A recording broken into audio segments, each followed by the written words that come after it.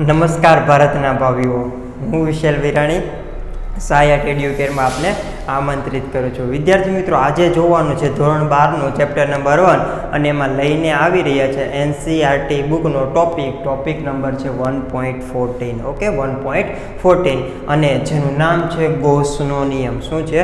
ગોસનો નિયમ. ખૂબ જ ઇમ્પોર્ટન્ટ ટોપિક છે થિયરી માટે પણ અને as well as JEE NEET માટે તો ખૂબ જ ઇમ્પોર્ટન્ટ છે. JEE નીટ માટે ગોસનો નિયમ છે તે ખૂબ જ ઇમ્પોર્ટન્ટ છે. તો સૌ પ્રથમ તો ગોસનો નિયમ આપણે શા માટે લાગુ પાડીએ છીએ? તો ગોસનો નિયમ છે ને લખી નાખો કે પહેલાં તો ફ્લક્સ શોધવા માટે. શું શોધવા માટે? ફ્લક્સ શોધવા માટે. ફ્લક્સ શોધવું હોય ને તો તમે ગોસનો નિયમ છે તે અપ્લાય કરી શકો છો. પરંતુ અહીંયા કંઈક કન્ડિશન છે કે ફ્લક્સ શોધવું હોય તો કેવું ફ્લક્સ કેવું હોય? ત્યારે કે બંધ સપાટીમાં વિદ્યુતભાર હોય ને, બંધ સપાટી દ્વારા ઘેરાતો વિદ્યુતભાર હોય ને તો તેને બંધ સપાટી દ્વારા ઘેરાતા વિદ્યુતભાર દ્વારા, ઓકે, કે કોઈ બંધ સપાટી હોવી જોઈએ.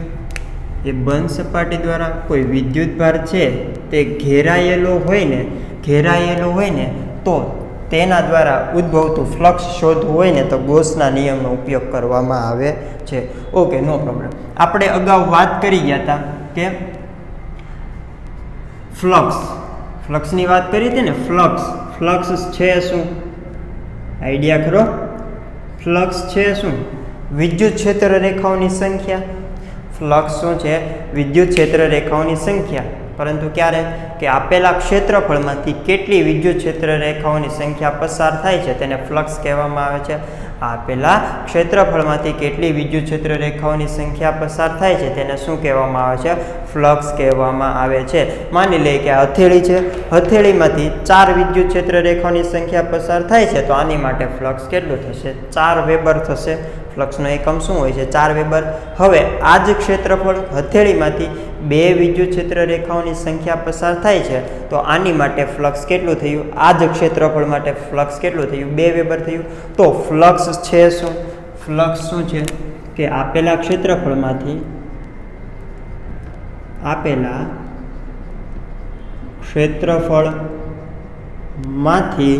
પસાર થતી વિદ્યુત ક્ષેત્ર રેખાઓની સંખ્યા પસાર થતી વિદ્યુત ક્ષેત્ર રેખાઓની સંખ્યા છે. એક શું છે? સંખ્યા છે. કોની સંખ્યા છે? વિદ્યુત ક્ષેત્રની સંખ્યા છે. વિદ્યુત ક્ષેત્ર રેખાઓની સંખ્યા છે. કેમાંથી? કે આપેલા ક્ષેત્રફળમાંથી પસાર થતી હોય તે. ઓકે, અને આ જે ફ્લક્સ છે તેનું સૂત્ર આપણે લાવ્યા હતા કે ફ્લક્સ ફાઈ બરાબર EA cos theta. EA cos theta, જ્યાં થીટા શું હતો? થીટા એ E અને A વચ્ચેનો ખૂણો. E શું છે? વિદ્યુત ક્ષેત્ર છે. અને A શું છે? ખાસ યાદ રાખજો, ક્ષેત્રફળ સદિશ. શું કહું છું? ક્ષેત્રફળ સદિશ. અગાઉના લેક્ચરમાં આ બધી આપણે વાત કરી દીધી છે. તો થીટા એ E અને ક્ષેત્રફળ સદિશ A વચ્ચેનો ખૂણો છે.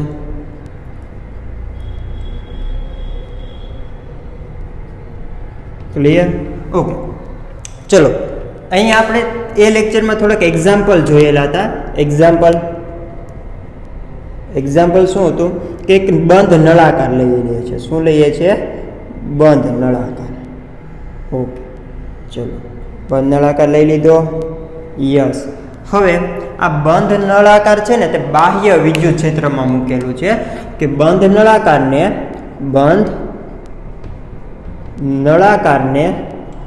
બાહ્ય વિદ્યુત ક્ષેત્રમાં મૂકતા. બાહ્ય વિદ્યુત ક્ષેત્રમાં મૂકીએ તો વિદ્યુત ક્ષેત્ર ક્યાંથી આવતું હશે? બાહ્ય વિદ્યુત ક્ષેત્રમાં આ બંધ નળાકાર કેવો છે? ખાસ કે બંધ છે, ખુલ્લો નથી, ચારેય બાજુ પેક છે, તેને બાહ્ય વિદ્યુત ક્ષેત્રમાં મૂકવામાં આવે છે. તો બાહ્ય વિદ્યુત ક્ષેત્ર મતલબ કે અહીંયા કંઈક આવી રીતનું છે. યસ કે બહારથી આવે છે. ક્યાંથી આવે છે? બહારથી. બહારથી મતલબ કે નળાકારની અંદરથી નથી આવતું, નળાકારથી બહાર આવે છે, બહારથી આવે છે. ઓકે, તો આમાં તમને સવાલ એ પૂછે કે પ્રશ્ન એ આવે કે નળાકારમાંથી પસાર થતું ફ્લક્સ વાત કોની કરવાની છે? ફ્લક્સની જ વાત કરવાની છે. ઓકે, નળાકાર ક્યાં આવેલો છે? નળાકાર છે પહેલાં તો બંધ છે, નળાકાર છે તે બંધ છે અને બાહ્ય વિદ્યુત ક્ષેત્રમાં છે તે આવેલો છે. હે ને, બાહ્ય વિદ્યુત ક્ષેત્રમાં છે તે આવેલો છે. આ છે તે વિદ્યુત ક્ષેત્રની દિશા છે. હવે આ નળાકારમાંથી પસાર થતું ફ્લક્સ ફાઇન્ડ કરવું છે તો કયા સૂત્ર મુજબથી ફાઇન્ડ કરી શકીએ? ફાઈ બરાબર E A cos theta. Yes, E A cos theta. તો ટોટલ ફ્લક્સ ફાઇન્ડ કરવું છે તો પહેલાં તો વિદ્યુત ક્ષેત્રની દિશા ખબર હોવી જોઈએ. યસ, પછી એ શું છે? ક્ષેત્રફળ સદિશ, તો તેની પણ દિશા ખબર હોવી જોઈએ. અને થીટા તો આપણે મેળવી લેશું. તો સૌ પ્રથમ તો વિદ્યુત ક્ષેત્રની દિશા ખબર હોવી જોઈએ અને ક્ષેત્રફળ સદિશની દિશા ખબર હોવી જોઈએ. તો એના ઉપરથી થીટા તો આપણને ઓટોમેટિક મળી જશે. અને વિદ્યુત ક્ષેત્રની દિશા તો આપણે દર્શાવી દીધી કે આ બાજુ છે. તો હવે આમાંથી, આ નળાકારમાંથી પસાર થતું ફ્લક્સ કેટલું આવશે? તો ચલો હું આને છે ને અલગ અલગ સપાટીના નામ આપી દઉં કે આને 1 કહું છું, આને 2 કહું છું, આ ઉપરની છે તે 3 કહું છું, નીચેની છે તેને 4 કહું છું. હવે સપાટી 3 અને 4નો વિચાર કરો કે સપાટી 3 અને 4 કે પેલું સપાટી 3 અને 4. ચલો સપાટી 3 માટે, સપાટી 3 છે તો તેની માટે વિદ્યુત ક્ષેત્રની દિશા આ બાજુ છે. હે ને, વિદ્યુત ક્ષેત્રની દિશા છે તે આ બાજુ છે. હવે સપાટી 3 માટે ક્ષેત્રફળ સદિશ હંમેશા કેવો દોરવાનો હોય? સપાટીને લંબ. નોંધ લખી નાખો, અગાઉના લેક્ચરમાં વાત કરેલી છે કે ક્ષેત્રફળ સદિશ છે તે કેવો હશે? સપાટીને લંબ. તો દરેક સપાટી માટે આપણે ક્ષેત્રફળ સદિશ દોરી નાખીએ. આ ત્રીજી સપાટી છે તેના માટે ક્ષેત્રફળ સદિશ છે તે સપાટીને લંબ. સપાટી આમ હોય તો ક્ષેત્રફળ સદિશ છે તે ઉપરની બાજુ. યસ, તો આ કોની દિશા આવી? ક્ષેત્રફળ સદિશ એની દિશા આવી. ક્લિયર? ઓકે, ચલો પછી આ ચોથી સપાટી છે તેની માટે ક્ષેત્રફળ સદિશ, સપાટી આવી રીતે છે અને ક્ષેત્રફળ સદિશ સપાટીને લંબ.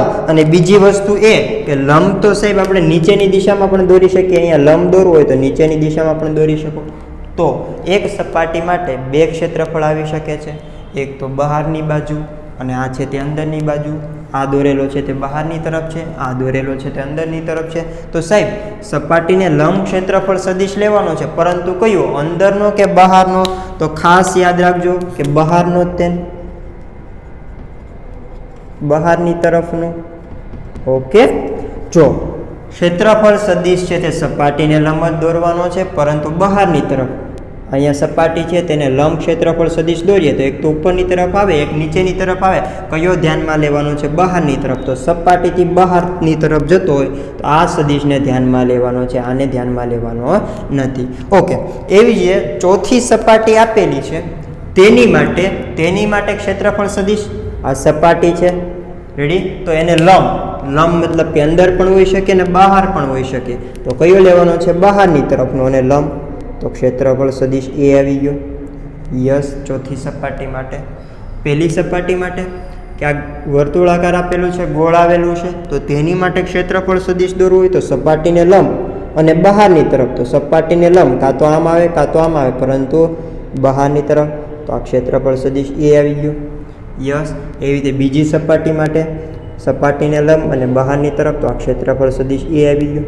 યસ, દેખો તો જરૂર કોની હતી? વિદ્યુત ક્ષેત્ર એ અને ક્ષેત્રફળ સદિશ બંનેની જરૂર હતી, E અને A. પછી તેમની વચ્ચેનો ખૂણો તો હવે મળી જશે.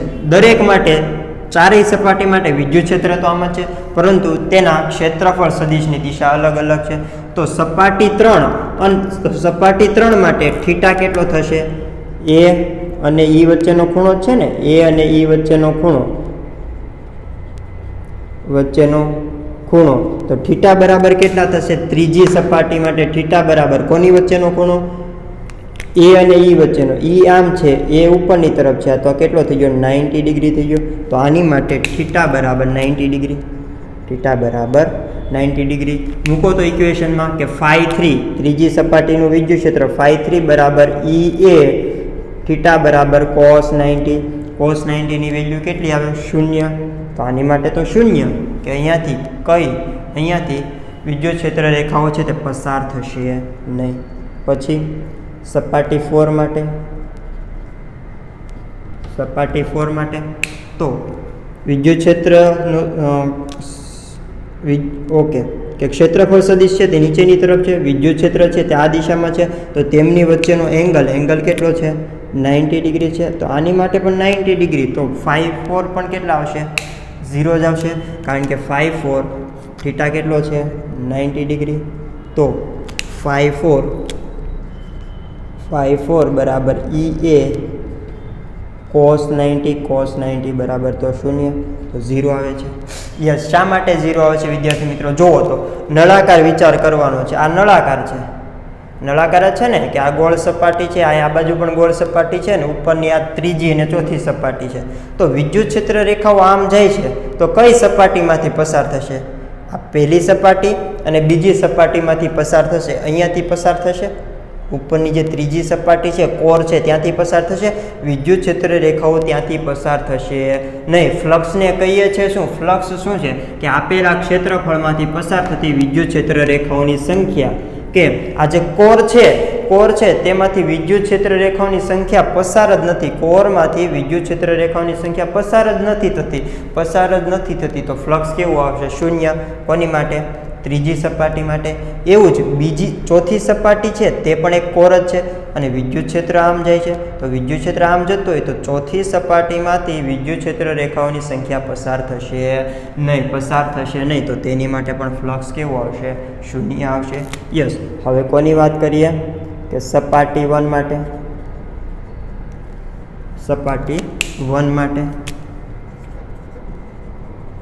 ચલો, સપાટી 1 માટે થીટા કેટલો છે? વિદ્યુત ક્ષેત્રની દિશા આ બાજુ છે, વિદ્યુત ક્ષેત્રની દિશા આમ છે. યસ. ક્ષેત્રફળ સદિશ આમ છે, તો બંને વચ્ચેનો એંગલ થીટા બરાબર કેટલા આવશે? 180. થીટા બરાબર કેટલા આવ્યા? 180. તો અહીંયા φ1 બરાબર EA cos 180. તો cos 180 બરાબર -1. તો -EA φ1 બરાબર -EA. ક્લિયર? ચલો, હવે બીજી સપાટી માટે ચોથું લેવાનું છે. કે બીજી સપાટી માટે સપાટી 2. તો સપાટી 2 માટે મને ખૂણો બતાવો તો E અને A વચ્ચેનો ખૂણો થીટા બરાબર વિદ્યુત ક્ષેત્ર છે તે આ બાજુ છે. યસ. ક્ષેત્રફળ સદિશ પણ આ બાજુ છે, તો બંને વચ્ચેનો ખૂણો કેટલો થઈ ગયો? 0 થઈ ગયો. થીટા બરાબર 0. સૂત્ર લગાવી નાખો કે φ2 બરાબર EA cos 0 અને cos 0 બરાબર કેટલા થશે? 1. તો EA. તો દરેક સપાટી માટે આપણને ફ્લક્સ મળી ગયું. દરેક સપાટી માટે આપણને ફ્લક્સ મળે છે. અને કુલ ફ્લક્સ શોધવું હોય તો અહીંયા લખી નાખું છું કે નળાકારમાંથી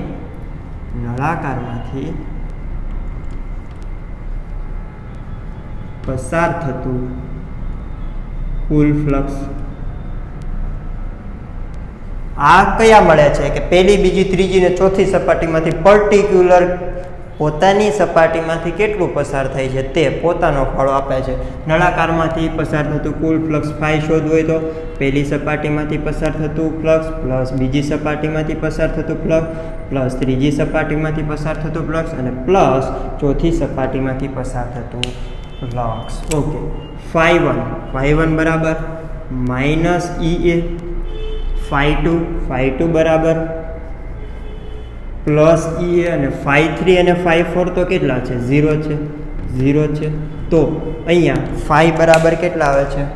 φ બરાબર 0. φ બરાબર કેટલા આવ્યા? 0. નળાકારમાંથી પસાર થતું ફ્લક્સ 0. નળાકારમાંથી પસાર થતું ફ્લક્સ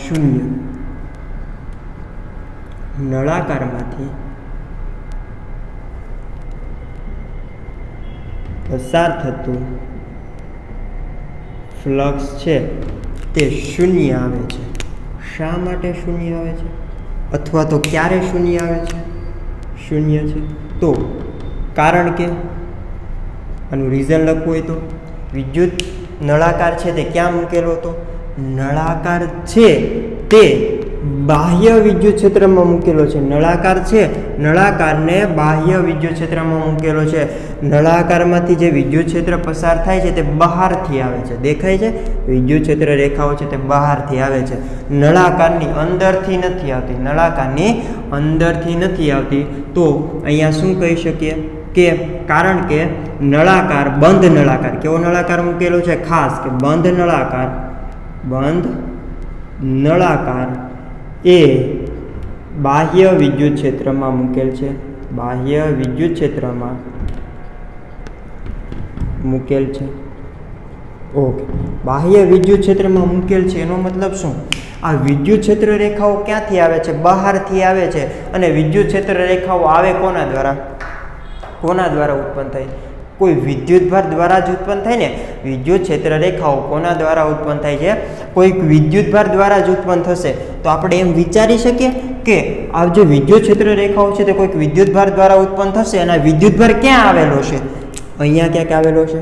અને કેવો હશે? માઇનસ ક્યુ હશે કે પ્લસ ક્યુ હશે? હું એમ કહું તો પ્લસ ક્યુ. સાહેબ કેમ? કારણ કે વિદ્યુત ક્ષેત્ર રેખાઓ આ દિશામાં જાય છે, બહાર નીકળતી હોય એવું લાગે છે. એવું કોના માટે લાગે? પ્લસ ક્યુ વિદ્યુતભાર હોય તો જ લાગે ને. માઇનસ ક્યુ હોય તો એ આપણે આ દિશામાં રાખવા પડે. તો પ્લસ ક્યુ વિદ્યુતભાર આપણે અહીંયા રાખેલો છે, હે ને? એવું વિચારીએ કે ખૂબ જ દૂર રાખેલો છે, ખૂબ અનંત અંતરે રાખેલો ને તો જ વિદ્યુત ક્ષેત્ર રેખાઓ એકબીજાને લંબ દેખાય. ઓકે, ટૂંકમાં વિદ્યુતભાર છે તે ક્યાં છે? નળાકારની બહાર છે. વિદ્યુતભાર છે તે નળાકારની બહાર છે. કેમ ખબર પડી? કારણ કે વિદ્યુત ક્ષેત્ર છે તે કેવું છે? બાહ્ય વિદ્યુત ક્ષેત્ર. બાહ્ય વિદ્યુત ક્ષેત્ર મતલબ કે નળાકારથી બહાર આવે છે. નળાકારથી બહાર આવે છે. તો નળાકારથી બહાર વિદ્યુત ક્ષેત્ર ઉત્પન્ન થતું હોય તો નળાકારની બહાર કંઈક વિદ્યુતભાર હશે. વિદ્યુતભાર હશે તો આ વિદ્યુતભાર છે તે નળાકાર દ્વારા ઘેરાયેલો છે. આ જે વિદ્યુતભાર છે તે નળાકાર દ્વારા ઘેરાયેલો છે, ઘેરાયેલો નથી. તો આને બીજા શબ્દમાં શું કહી શકીએ કે નળાકાર દ્વારા વિદ્યુતભાર ઘેરાયેલો નથી. નળાકાર દ્વારા વિદ્યુતભાર છે તે ઘેરાયેલો નથી. ખાસ ઇમ્પોર્ટન્ટ કે વિદ્યુતભાર છે તે ઘેરાયેલો નથી. જો વિદ્યુતભાર છે તે બંધ નળાકાર દ્વારા ઘેરાયેલો ના હોય એનો મતલબ એમ કે તમારું વિદ્યુત ક્ષેત્ર છે તે બહારથી આવે છે અથવા તો વિદ્યુત ક્ષેત્ર બહારથી આવે છે તો તમારો જે વિદ્યુતભાર છે તે નળાકાર દ્વારા ઘેરાયેલો હશે નહીં. ઓકે, અને જો વિદ્યુતભાર નળાકાર દ્વારા ઘેરાયેલો ના હોય ત્યારે બંધ સપાટી બંધ નળાકારમાંથી પસાર થતું ફ્લક્સ કેવું આવે છે? શૂન્ય આવે છે. રેડી? ઘેરાયેલો નથી તો ત્યારે બંધ સપાટીમાંથી પસાર થતું ફ્લક્સ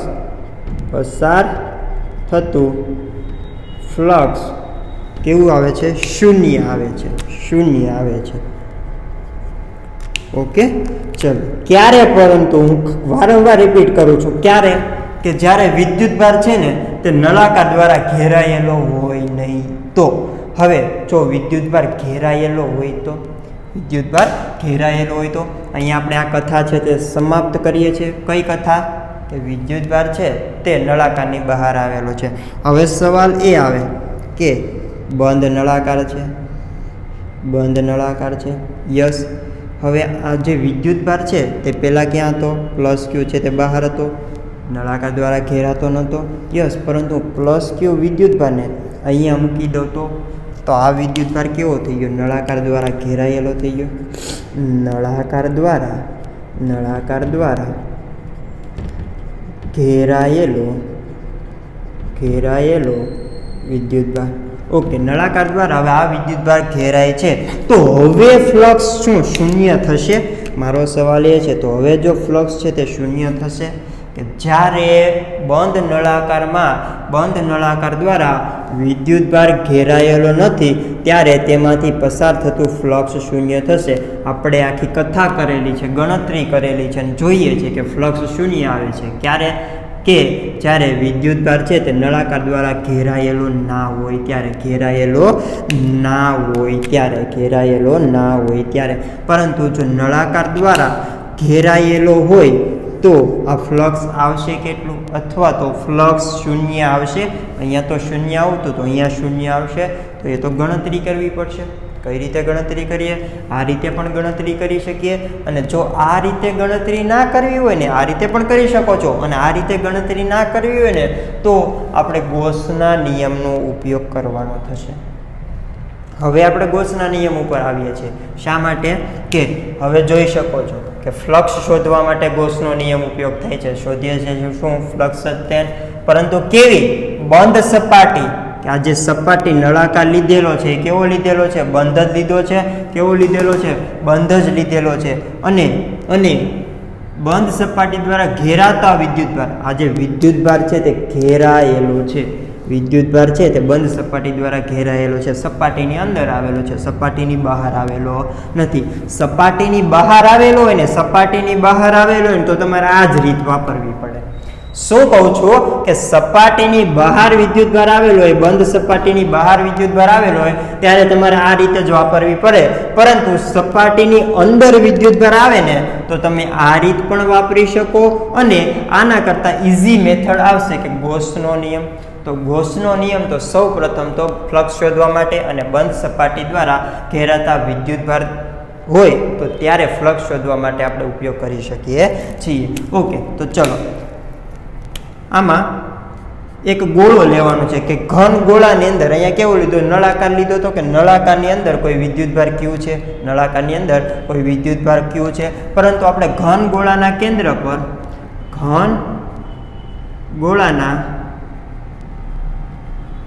કેન્દ્ર પર પ્લસ ક્યુ વિદ્યુતભાર મૂકેલો છે તો તે આર ત્રિજ્યાના ગોળામાંથી પસાર થતું ફ્લક્સ છે તે કેટલું આવશે એ જ શોધવાનું છે. કે કોઈ વિદ્યુતભાર છે તેને બંધ સપાટીમાં મૂકી દઈએ ત્યારે પસાર થતું ફ્લક્સ કેટલું આવશે? કોના નિયમ ઉપરથી? ગોસના નિયમ મુજબથી શોધવાનું છે. કે ઘન ગોળો લેવાનો છે, નળાકારની જગ્યાએ શું લઈએ છીએ? ઘન ગોળો મતલબ કે કેવો હશે? 3 ડાયમેન્શનમાં હશે ને. કયો ગોળો લેવાનો છે? તમારા ક્રિકેટનો બોલ નથી લેવાનો, ક્રિકેટનો ટેનિસનો બોલ લેવાનો નથી. ગોળા ફેંકનો ગોળો કે અંદર પણ દ્રવ્ય ભરેલું હોય, ઘન ગોળો કહેવાય છે. કેવો? ઘન ગોળો. તો તેના કેન્દ્ર ઉપર છે ને પ્લસ ક્યુ વિદ્યુતભાર મૂકીએ છીએ. કે આનું કેન્દ્ર આ છે તો તેની ઉપર પ્લસ ક્યુ વિદ્યુતભાર મૂકવામાં આવેલો છે. તો તેની ત્રિજ્યા r હોય, આ ત્રિજ્યા છે તે r છે. તો ગોળામાંથી પસાર થતું ફ્લક્સ તો ફાઈ બરાબર કેટલા? ઓકે, તો સૌ પ્રથમ તો આપણે ગોળા પરનો એક ખંડ વિચારીએ. ગોળા પરના એક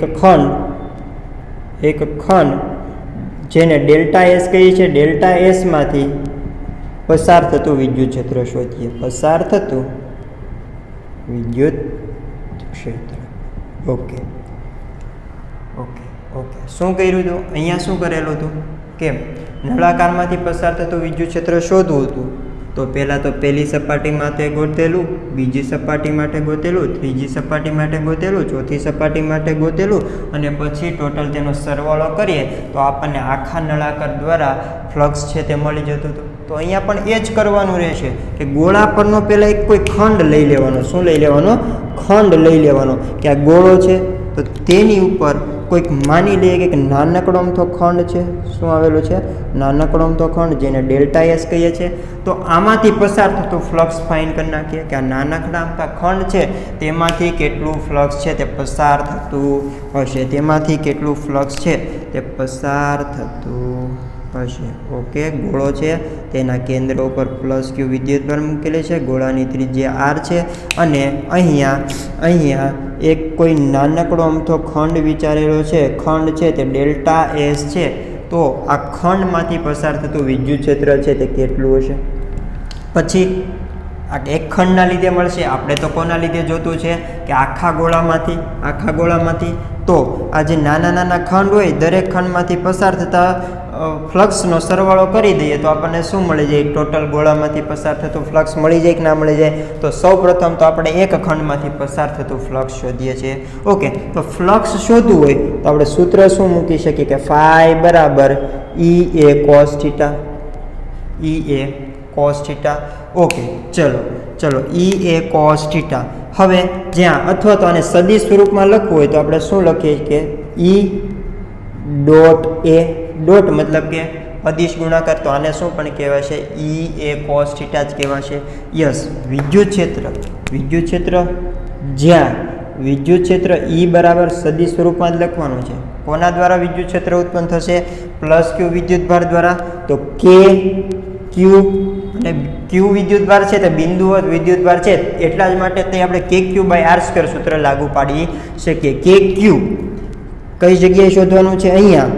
તો અહીંયા કોના દ્વારા? પ્લસ ક્યુ વિદ્યુતભાર. તો કે ક્યુ બાય આર. આર શું હશે?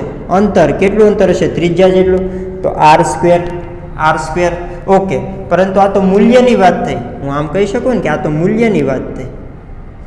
દિશા શોધવી હોય તો સદિશ સ્વરૂપમાં લખવું હોય તો આપણે માનાંક કાઢવો પડે. માનાંક કાઢવો હોય તો અહીંયા પાછું તમારે સદિશ સ્વરૂપમાં કંઈક લખવું પડે, એકમ સદિશ લખવો પડે ને કે તેની દિશા દર્શાવતો. તો પ્લસ ક્યુ વિદ્યુતભાર હોય વિદ્યાર્થી મિત્રો, એની માટે વિદ્યુત ક્ષેત્રની દિશા કઈ દિશામાં હશે? વિદ્યુત ક્ષેત્રની દિશા છે એમ કહું કે ત્રિજ્યાવર્તી બહારની દિશામાં. આ શું એવું? વિદ્યુત ક્ષેત્રની દિશા પ્લસ ક્યુ વિદ્યુતભાર છે તેની માટે ધન વિદ્યુતભાર માટે વિદ્યુત ક્ષેત્રની દિશા છે. ધન વિદ્યુતભાર માટે વિદ્યુત ક્ષેત્રની દિશા છે તે ત્રિજ્યાવર્તી અને કઈ રીતે આવશે? બહારની દિશામાં. તો એક તો ક્યાં આવે છે? ત્રિજ્યાવર્તી દિશામાં. લખી શકીએ કે આર શું છે? ત્રિજ્યા અને એની દિશામાં. જો અહીંયા માઇનસ લખીએ ને તો ત્રિજ્યાવર્તી વિરુદ્ધ દિશામાં. માઇનસ ક્યુ વિદ્યુતભાર અહીંયા મૂકેલો ને તો અહીંયા માઇનસ આર કેપ આવે. ક્યારે? જો માઇનસ ક્યુ વિદ્યુતભાર મૂકેલો હતો, કારણ કે તો વિદ્યુત ક્ષેત્રની દિશા છે તે આ બાજુ આવે છે, ત્રિજ્યાવર્તી અંદરની તરફ. પરંતુ કેવો વિદ્યુતભાર મૂકેલો છે? આપણે પ્લસ ક્યુ વિદ્યુતભાર મૂકેલો છે. તો તેની માટે વિદ્યુત ક્ષેત્રની દિશા છે તે ત્રિજ્યાવર્તી બહારની તરફ. આર કેપ મતલબ કે ત્રિજ્યાવર્તી દિશામાં એકમ સદિશ, ત્રિજ્યાવર્તી દિશામાં એકમ સદિશ. ઓકે, કેવો વિદ્યુતભાર છે? પ્લસ છે તો ત્રિજ્યાવર્તી દિશામાં છે. ત્રિજ્યા અહીંયાથી આપણે આમ માપીએ છીએ તો ત્રિજ્યાની દિશામાં છે. ક્લિયર? આ તો વાત થઈ ગઈ ઈ. પરંતુ જ્યાં એ શું છે? ક્ષેત્રફળ સદિશ. અહીંયા એ બરાબર શું લખી શકીએ? ક્ષેત્રફળ સદિશ શું લે છે? તો ડેલ્ટા એસ લઈએ છે. તો ડેલ્ટા એસ, યસ, તો સદિશ આના બરાબર ડેલ્ટા એસ. હવે ક્ષેત્રફળ સદિશ કઈ રીતે હોય? ક્ષેત્રફળ સદિશ કઈ રીતે દોરવાનો? કે ક્ષેત્રફળ સદિશ છે લખેલું હતું આપણે કે તે હંમેશા સપાટીને લંબ અને બહારની તરફ ક્યાં લખેલું હતું? ઓકે, ભૂસી નાખેલું છે. યસ, કે ક્ષેત્રફળ સદિશ છે તે સપાટીને લંબ અને બહારની તરફ. તો આ જે ગોળો છે તેની સપાટી છે, તેને લંબ દોરવું હોય તો ક્ષેત્રફળ સદિશ લંબ અને બહારની તરફ તો આમ જ આવશે. તો ડેલ્ટા એસની દિશા. ના સમજાણું હોય તો કહો. સમજાઈ ગયું? ગોળો લઈ લો છો, ત્યાં એક ટુકડો વિચારો છો, નાનકડો અમથો કણ, તો ત્યાંથી ક્ષેત્રફળ સદિશ દોરવું હોય તો કઈ રીતે દોરશો? કે તેને લંબ, ત્યાંથી ખંડને લંબ. તો ડેલ્ટા એસની દિશા મળી ગઈ, ઈની દિશા મળી ગઈ, ડેલ્ટા એસની દિશા મળી ગઈ અને ઈની દિશા મળી ગઈ. ઓકે, તો અહીંયા વેલ્યુ મૂકી દો કે ફાઈ બરાબર ઈ ડોટ ડેલ્ટા એસ. હવે ઈ બરાબર શું છે? કે ક્યુ બાય આર સ્ક્વેર અને ડેલ્ટા એસ એમ નામ રાખું છું. ડેલ્ટા એસ અને આર બંનેની દિશા કેવી છે? ડેલ્ટા એસ અને આર, અથવા તો ડેલ્ટા એસ અને વિદ્યુત ક્ષેત્રની દિશા કઈ દિશામાં છે? વિદ્યુત ક્ષેત્ર ઈ અને ડેલ્ટા એસ બંને એક જ દિશામાં છે. તો આની માટે થીટા બરાબર કેટલો થઈ ગયો? 0. સમજાણું કે ના સમજાણું? આપણે શું ગોતેલું છે? ઈ અને એ વચ્ચેનો ખૂણો, ઈ અને એ વચ્ચેનો, ઈ આવી રીતે છે, એ ક્ષેત્રફળ સદિશ છે, તે પણ ઈ અને ડેલ્ટા એસ એકબીજાને સમાંતર છે, તો થીટા 0 તો આમાં જ આપણે મૂકીએ. આને આપણે શું કહી શકીએ કે ઈ delta S cos theta. Yes, તો ઈની વેલ્યુ મૂકીએ છીએ કે ઈ બરાબર KQ/R², ડેલ્ટા એસ એમના અને થીટા બંને વચ્ચેનો ખૂણો તો cos 0 બરાબર તો 1. તો ફ્લક્સ ફાઈ બરાબર કેટલા આવે છે કે ફ્લક્સ ફાઈ બરાબર KQ/R² into delta S. Yes, પરંતુ આ ફ્લક્સ કોના લીધે મળે છે? ડેલ્ટા એસ ખંડના લીધે મળે છે. તો હું ફ્લક્સને ડેલ્ટા ફાઈ કહી દઉં. ઓકે, ચલો ભૂસી નાખો. આ વસ્તુ છે તે હું ભૂસી નાખું છું, હો ને?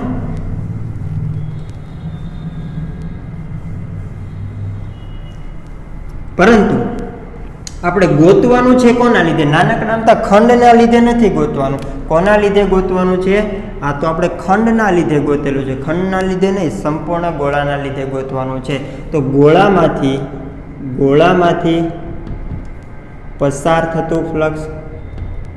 થતું ફ્લક્સ શોધવું હોય તો એક જે ખંડ છે તેના દ્વારા થતું ફ્લક્સ, પછી એવી રીતે બીજો ખંડ દોરીએ તેના દ્વારા પસાર થતું ફ્લક્સ, એવી રીતે ત્રીજો ખંડ. તો એવી રીતે ગોળાના પરિઘ પરના દરેક ખંડમાંથી પસાર થતું ફ્લક્સ શોધીએ અને એનો સરવાળો કરી નાખીએ તો આપણને ગોળામાંથી પસાર થતું ફ્લક્સ મળી જાય. યસ, તો ગોળામાંથી પસાર થતું કુલ ફ્લક્સ શોધવું છે તો તે ડેલ્ટા ફાઈ શું છે? એક ખંડમાંથી પસાર થતું ફ્લક્સ, તેનો શું કરવાનો છે? સરવાળો કરવાનો છે.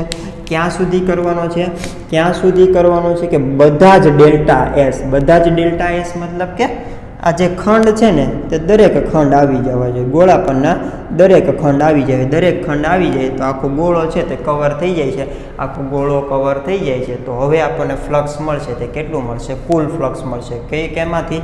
કે આખા ગોળામાંથી, ખંડમાંથી નહીં. તો દરેક ખંડમાંથી પસાર થતા ફ્લક્સનો સરવાળો કરીએ આખા પરિઘ દરમિયાન તો આપણને ગોળામાંથી પસાર થતું કુલ ફ્લક્સ મળે છે. યસ, ચલો તો સિગ્મા બધા ડેલ્ટા એસ ડેલ્ટા ફાઈ બરાબર શું લખી શકીએ હવે કે KQ/R² dot delta S. Yes, તો ફાઈ બરાબર સિગ્મા. ઓકે, ચલો બધા જ ખંડનો સરવાળો કરવાનો છે. બધા જ ખંડ માટેનો સરવાળો કરવાનો છે. બધા જ ખંડ માટે. ક્લિયર? તો દરેક ખંડ માટે કે આ ખંડનો વિચાર કરો, પછી અહીંયા ખંડનો વિચાર કરો, અહીંયા ખંડનો વિચાર કરો તો કેની વેલ્યુ તો સરખી જ રહેવાની છે. અને આ દરેક ખંડ માટે વિદ્યુતભાર ક્યુ કેવો રહેશે? અચળ જ રહેશે ને, કારણ કે ક્યુ તો આ છે, એ થોડો બદલવાનો છે દરેક ખંડ માટે. તો ક્યુ અચળ. આર શું છે? અંતર. કોની વચ્ચેનું અંતર છે? વિદ્યુતભાર અને જે બિંદુએ ફ્લક્સ શોધવું છે તેમની વચ્ચેનું અંતર. રેડી? અંતર. તો અંતર કેટલું આવશે દરેક માટે? ત્રિજ્યા જેટલું જ, આર જેટલું જ આવશે. તો દરેક ખંડ માટે ત્રિજ્યા આર, અંતર આર પણ કેવું છે? સરખું છે. તો આના છેદમાં R². રેડી? પરંતુ દરેક ખંડ છે તે કેવા છે? જુદા છે. ડેલ્ટા એસ મતલબ કે અલગ અલગ સ્થાને આવેલા છે. તો આપણે શું લખી શકીએ કે સિગ્મા બધા જ ડેલ્ટા એસ. ઓકે, હવે આ જે નાનકડો તો ખંડ છે ને તેનું ક્ષેત્રફળ આપણે ડેલ્ટા એસ ધાર્યું હતું, તો આખા ગોળાનું ક્ષેત્રફળ કેટલું છે? ગોળાનું ક્ષેત્રફળ છે તેને આપણે એસ કહેવું પડશે. શું કહેવું પડશે? એસ. નાનકડા અમથા ખંડનું ક્ષેત્રફળ છે તે ડેલ્ટા એસ અને આખા ગોળાનું ક્ષેત્રફળ છે તે એસ. તો delta S plus delta S એવી જ રીતે પરિઘ પરના દરેક નાના ખંડના ક્ષેત્રફળનો સરવાળો કરીએ તો આપણને આખા ગોળાનું ક્ષેત્રફળ મળે કે ના મળે? યસ, મળે. તો બરાબર KQ/R². હવે આના બરાબર શું લખી શકીએ જુઓ તો સિગ્મા ડેલ્ટા એસ બધા જ ડેલ્ટા એસ એ દરેક નાના ખંડનો સરવાળો કરવાનો છે તો આપણને શું મળી જાય? આખા ગોળાનું ક્ષેત્રફળ મળી જાય. તો આને ગુણ્યા હું એસ લખી શકું. યસ, તો ફાઈ બરાબર phi બરાબર KQ/r². કોનું ક્ષેત્રફળ S શું છે? S શું છે? ગોળાનું ક્ષેત્રફળ. ગોળાનું ક્ષેત્રફળ કેટલું આવે? મારા મત મુજબ તો 4πr² આવે. યસ. ઓકે, k ની વેલ્યુ મૂકો તો k બરાબર શું લખીએ છીએ કે 1/4πε0 મૂકીએ છીએ. r² એમનાન ઉપર q એમનાન અને કૌંસમાં 4πr². डन. चलो, कौन से कौन मर गया? 4π से 4π मर गया, r² से r² मर गया. तो phi बराबर શું રહેશે? q/ε0. phi બરાબર શું છે? q/ε0. તો આપણને આ ફ્લક્સ મળી ગયો. જો તો ફ્લક્સ મળી ગયું. ગોતવાનું શું? તો ફ્લક્સ જ ગોતવાનું હતું. ક્યારે ગોતવાનું હતું? કે એક તો બંધ સપાટી માટે, અને બંધ સપાટી માટે જે વિદ્યુતભાર છે તે કેવો હોવો જોઈએ? ઘેરાયેલો હોવો જોઈએ. તો બંધ સપાટી હોય અને ઘેરાયેલો વિદ્યુતભાર હોય તો ડાયરેક્ટ ફ્લક્સનું સૂત્ર આ જ મૂકી દેવાનું કે phi બરાબર q/ε0. જ્યાં ε0 ની વેલ્યુ તો તમને ઓલરેડી બધે ખબર જ હશે. ε0 ની વેલ્યુ કેટલી આવે છે કે 8.854 ગુણ્યા 10⁻12. ઓકે, તો ખાલી આપણે શોધવાનું શું રહેશે? ક્યુ. ફ્લક્સ શોધવાનું હોય બંધ સપાટીમાં કોઈ વિદ્યુતભાર આવેલો હોય તો ફ્લક્સ શોધવાનું હોય તો તમારે ખાલી શું શોધવાનું રહેશે? ક્યુ. અને ક્યુ વિદ્યુતભાર કયો છે? ક્યુ વિદ્યુતભાર કયો છે? ઘેરાતો વિદ્યુતભાર છે. કયો વિદ્યુતભાર છે? ઘેરાતો. તો નોંધ લખી નાખો કે જ્યાં ક્યુ એ બંધ સપાટી વડે ઘેરાતો વિદ્યુતભાર, બંધ સપાટી વડે ઘેરાતો વિદ્યુતભાર. ઓકે, કે ઘેરાયેલો હોય ને એ જ વિદ્યુતભારને ધ્યાનમાં લેવાનો છે. બહારના વિદ્યુતભારને ધ્યાનમાં લેવાનો નથી. સમજાઈ ગયું? તો આ આપણે ગોસના નિયમની સાબિતી આપેલી છે. ગોસનો નિયમ શું કહે છે? ગોસનો નિયમ એમ કહે છે કે બંધ સપાટી વડે ઘેરાતા વિદ્યુતભાર દ્વારા સપાટીમાંથી પસાર થતું ફ્લક્સ એ q/ε0 હોય છે. ગોસનો નિયમ શું કહે છે કે બંધ સપાટી વડે ઘેરાતા વિદ્યુતભાર દ્વારા સપાટીમાંથી પસાર થતું ફ્લક્સ એ q/ε0 હોય છે. ગોસનો નિયમ લખી નાખો. ચલો, ઓકે, તો q/ε0 આ કમ્પ્લીટ થઈ ગયું. અહીંયા આવી જાઓ પાછા નળાકારમાં. આ જે નળાકાર વિચારેલો હતો તે કેમાં હતો? બાહ્ય વિદ્યુત ક્ષેત્રમાં. બાહ્ય વિદ્યુત ક્ષેત્ર મતલબ કે વિદ્યુતભાર ક્યાં હતો? બહાર હતો. વિદ્યુતભાર ક્યાં હતો? બહાર હતો. નળાકારની બહાર હતો. યસ. તો આ કેસમાં બાહ્ય વિદ્યુત ક્ષેત્રમાં નળાકાર દ્વારા કોઈ વિદ્યુતભાર ઘેરાય છે? નળાકારની અંદર એક વિદ્યુતભાર આવેલો છે? ના.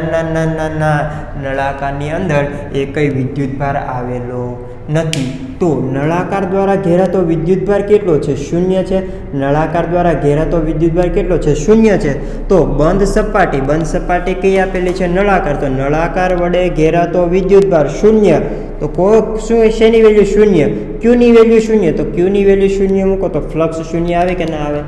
આવેલું છે ફ્લક્સ 0. સમજાઈ ગયું? સમજાણું કે ના સમજાણું?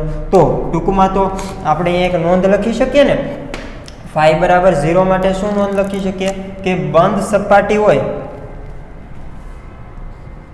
નોંધ લખી નાખો કે બાહ્ય વિદ્યુત ક્ષેત્રમાં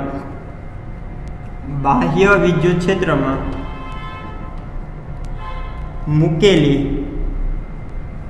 બંધ સપાટી માંથી પસાર થતું ફ્લક્સ કેવું છે? હંમેશા 0 હશે. ઓકે, કેવું છે? 0 હશે. કેવું છે? 0 હશે. પરંતુ એ પણ ધ્યાન રાખવું પડે કે આ વિદ્યુત ક્ષેત્ર છે તે કેવું હોય? સમાન હોય. ત્યારે વિદ્યુત ક્ષેત્ર સમાન હોય ત્યારે. ઓકે, ચલો, એ તો ડીપમાં થઈ ગયું થોડું કે બાહ્ય વિદ્યુત ક્ષેત્રમાં કોઈ બંધ સપાટી મૂકેલી હોય ને તો તેમાં પસાર થતું ફ્લક્સ કેવું આવશે? 0. શા માટે? કારણ કે બાહ્ય વિદ્યુત ક્ષેત્ર હોય ને તો વિદ્યુતભાર છે તે બહાર આવે છે. બંધ સપાટી દ્વારા ઘેરાતો નથી. બંધ સપાટી વડે ઘેરાતો વિદ્યુતભાર છે તે શૂન્ય આવે છે. Q બરાબર શૂન્ય. Q બરાબર શૂન્ય મૂકો તો ફાઈ બરાબર કેટલા આવે? શૂન્ય આવે, જે આપણે આ કથા ઓલરેડી કરેલી છે. ક્લિયર? અને બીજી વસ્તુ કે અહીંયા જે બંધ સપાટી છે તે કોઈ પણ પ્રકારના આકારની હોઈ શકે. એ દરેકની વાત કે ગોસનો નિયમ શું કે છે? ગોસનો નિયમ એમ કે છે, નિયમ છે તે બંધ સપાટી વડે ઘેરાયેલા વિદ્યુતભાર દ્વારા બંધ સપાટીમાંથી પસાર થતું ફ્લક્સ એ કેટલું હોય છે? Q/ε0 હોય છે. અને શબ્દોમાં પણ લખે છે કે Q કરતાં ε0 ભાગનું હોય છે. ઓકે, Q/ε0 હોય છે. આને શું કહેવાય છે? ગોસનો નિયમ છે ને આપણે સૂત્ર મુજબ લખવું હોય તો ફાઈ બરાબર Q/ε0. ખાસ યાદ રાખવાનું છે કે જ્યાં Q છે તે ઘેરાતો વિદ્યુતભાર છે. કેવો વિદ્યુતભાર છે? ઘેરાતો વિદ્યુતભાર. કોના દ્વારા ઘેરાતો હશે? ઓબ્વિયસલી કે બંધ સપાટી દ્વારા ઘેરાતો હશે. ક્લિયર? તો આને હું ઘેરાતો વિદ્યુતભાર છે તો આને સારું લાગે એના માટે હું આને Q ઇનસાઇડ કહી દઉં. રેડી ને? કન્ફ્યુઝ ના થઈએ તો એના માટે આપણે શું કહી શકીએ કે Q ઇનસાઇડ. તો Q ઇનસાઇડ/ε0. યસ, હવે સારું લાગે છે જોવામાં, સમજવામાં. ઓકે, તો આ જે નિયમ આપેલો છે ગોસનો નિયમ, તેના ઉપરથી અગત્યના મુદ્દા લખવાના છે જે JEE અને નીટ માટે ખૂબ જ ઇમ્પોર્ટન્ટ છે. ગોસના નિયમના અગત્યના મુદ્દાઓ. ઓકે, ચલો. એમાં પહેલો મુદ્દો એમ કે છે કે ગોસ બંધ સપાટીમાંથી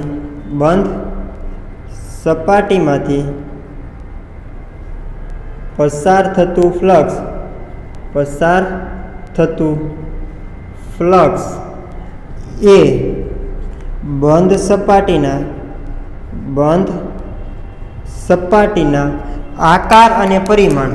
કોને કહે છે કે આકાર અને પરિમાણ પર આધાર રાખતું નથી. ગોસનો નિયમ છે તો બંધ સપાટી માટે જ લાગુ પડે છે. તો તે બંધ સપાટીમાંથી પસાર થતું ફ્લક્સ એ જે બંધ સપાટી આપણે વિચારેલી છે ને, બંધ સપાટી જે વિચારેલી છે ને, તેના આકાર અને પરિમાણ ઉપર આધાર રાખતું નથી. મતલબ સમજવું હોય તો કહેવા એમ માગે છે કે સાબિતી આપશું. ખાલી આપણે લખી નથી નાખવાનો, ગોખવાનો નથી, સાબિતી પણ જોવાની છે કે શું કહેવા માગે છે. કે માની લઈએ કોઈક વિદ્યુતભાર +Q આવેલો છે. યસ, જે બંધ સપાટી વડે ઘેરાયેલો છે. યસ, અને આ જે બંધ સપાટી છે તેની ત્રિજ્યા છે તે r/2 છે. ઓકે, પછી એવો જ એક બીજો વિદ્યુતભાર વિદ્યુતભાર +Q છે, તે બીજી બંધ સપાટી વડે ઘેરાયેલું છે. પરંતુ આની જે ત્રિજ્યા છે ને તે 2r છે. કેટલી છે?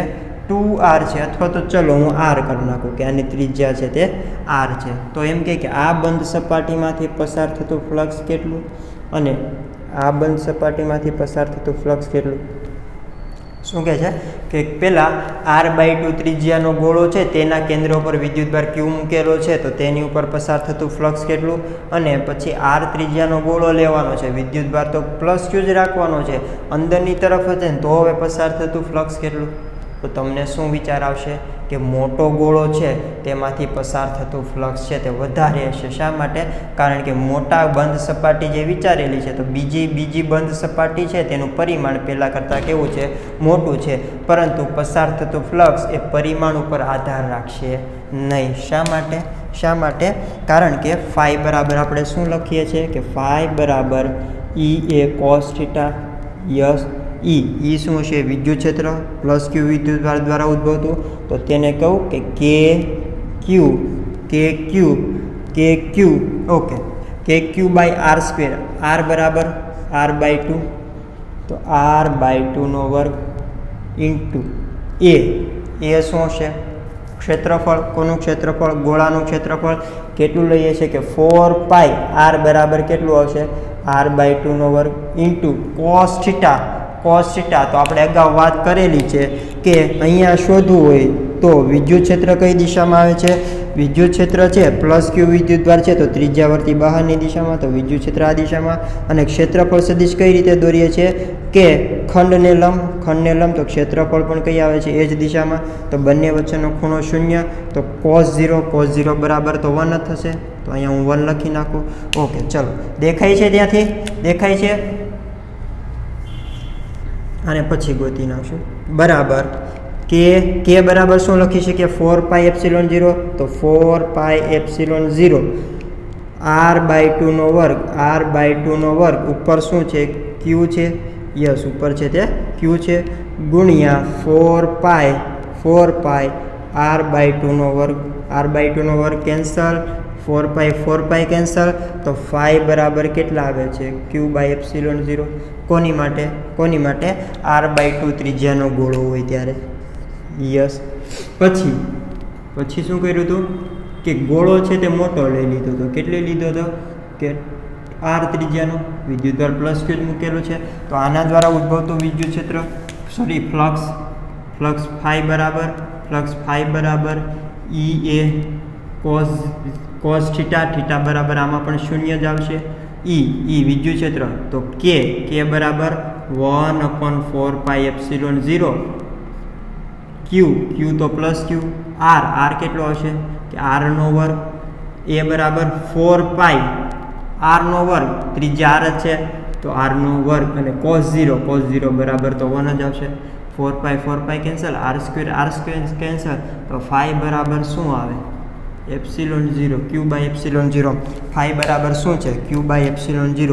સમીકરણ 1 કહી દો અને સમીકરણ 2 કહી દો. તો સમીકરણ 1 અને સમીકરણ 2 પરથી શું તારણ નીકળે કે બંધ સપાટીમાંથી પસાર થતું ફ્લક્સ, બંધ સપાટીમાંથી પસાર થતું ફ્લક્સ એ બંધ સપાટીના પરિમાણ પર આધાર રાખતું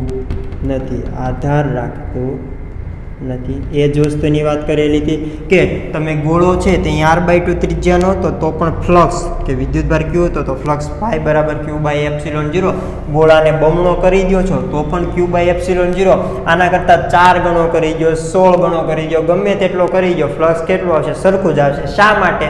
ફ્લક્સ છે શું લખેલું તો આપણે અહીંયા ફ્લક્સ શું છે કે આપેલા ક્ષેત્રફળમાંથી પસાર થતી વિદ્યુત ક્ષેત્ર રેખાઓની સંખ્યા પ્લસ ક્યુ વિદ્યુતભાર હોય તો તેની વિદ્યુત ક્ષેત્ર રેખાઓ કઈ રીતે દોરી શકીએ?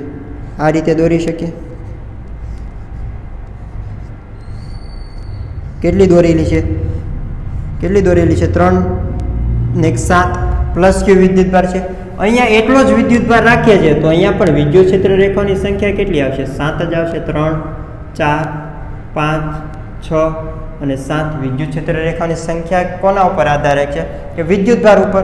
તમારો વિદ્યુતભાર મોટો હશે તો તેનું વિદ્યુત ક્ષેત્ર વધારે છે અને વિદ્યુત ક્ષેત્ર વધારે છે તો તેની વિદ્યુત ક્ષેત્ર રેખાની સંખ્યા કેવી હોય કે વધારે હોઈ શકે છે. Okay, clear? તો અહીંયા જોઈ શકો છો કે આ ક્ષેત્રફળમાંથી પસાર થતી વિદ્યુત ક્ષેત્ર રેખાઓની સંખ્યા 7 છે. અહીંયા પણ 7 જ વિદ્યુત ક્ષેત્ર રેખાઓ પસાર થાય છે. તો ક્ષેત્રફળ ભલે ને ગમે એટલું મોટું હોય પરંતુ સંખ્યા તો સમાન છે ને. અને આપેલા ક્ષેત્રફળમાંથી પસાર થતી વિદ્યુત ક્ષેત્ર રેખાઓની સંખ્યા છે તેને જ શું કહેવામાં આવે છે? ફ્લક્સ કહેવામાં આવે છે. તો બંને સપાટી માટે ફ્લક્સ કેવો આવશે? સરખો આવશે. એનો મતલબ એમ કે ગોસના નિયમમાં જે બંધ સપાટી છે તેનો પરિમાણનું આપણે કામ છે નહીં, કે બંધ સપાટીના પરિમાણ ઉપર આધાર રાખતો નથી. પછી બીજી વસ્તુ શું છે કે આકાર ઉપર આધાર રાખતો નથી. બીજું શું કહેવા માગે છે કે આકાર પર પણ આધાર રાખતો નથી, કે બંધ સપાટી કેવી છે ને એના સાથે એને કંઈ લેવા દેવા નથી. આકાર પર આધાર રાખતું નથી. કોઈ પણ બંધ સપાટી લ્યો, પરંતુ એ કન્ડિશન કે તે કેવી હોવી જોઈએ, બંધ હોવી જોઈએ. કેવી હોવી જોઈએ, કે બંધ હોવી જોઈએ. કે આ બંધ નળાકાર લઉં છું, એની ઉપર હું અંદર પ્લસ ક્યુ વિદ્યુતભાર મૂકું છું. પછી હું એક શંકુ ટાઈપ લઉં છું, રેડી, બંધ છે, એની ઉપર પ્લસ ક્યુ વિદ્યુતભાર મૂકું છું. પછી હું એક સમઘન લઉં છું. સમઘન તો ખબર ને, યસ સર, 3 બેક્સફોર્ડ, બાબા, બ્લેક શીપ, ટણના. ચલો, અને આની ઉપર પણ શું છે, પ્લસ ક્યુ વિદ્યુતભાર. દરેકની અંદર ઘેરાતો વિદ્યુતભાર કેટલો છે, પ્લસ ક્યુ છે. ઘેરાતો વિદ્યુતભાર ક્યુ ઇનસાઇડ કેવો છે, પ્લસ ક્યુ છે. પરંતુ દરેકના આકાર કેવા છે, અલગ અલગ છે. એક નળાકાર છે, એક શંકુ છે, એક સમઘન છે. તો એમ પૂછે કે આમાંથી પસાર થતું ફ્લક્સ કેટલું આવશે, તો આની માટે ફ્લક્સ ફાઈ બરાબર કેટલું, કે ક્યુ બાય, અંદર ઘેરાતો વિદ્યુતભાર કેટલો છે, ક્યુ છે, ક્યુ બાય એપ્સિલોન 0. ઓકે, આના દ્વારા ઘેરાતું આના દ્વારા ફ્લક્સ, તો ઘેરાતો વિદ્યુતભાર ક્યુ છેદમાં એપ્સિલોન 0. આના દ્વારા ઘેરાતું ફ્લક્સ, આના દ્વારા ઉત્પન્ન થતું ફ્લક્સ કે પસાર થતું ફ્લક્સ ક્યુ ઇનસાઇડ, તો ક્યુ બાય એપ્સિલોન 0.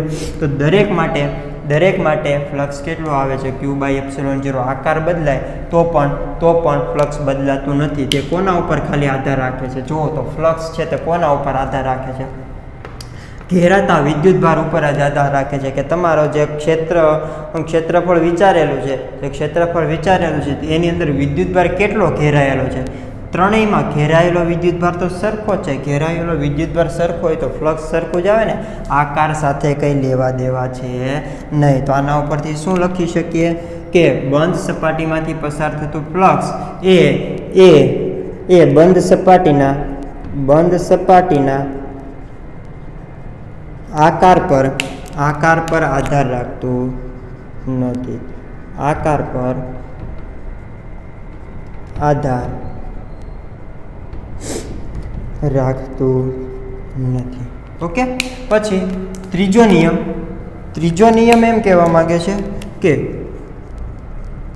આ જે વિદ્યુતભાર છે ને તે સપાટીમાં ગમે ત્યાં હોય, અંદર હોવો જોઈએ. શું કહે છે, આ જે વિદ્યુતભાર છે તે કેવો હોવો જોઈએ, ઘેરાયેલો હોવો જોઈએ. ઘેરાયેલો, પરંતુ કઈ જગ્યાએ, અહીંયા કે ક્યાં, ગમે ત્યાં, પરંતુ તે સપાટીની અંદર હોવો જોઈએ, ઘેરાયેલો હોવો જોઈએ. તો ઘેરાયેલો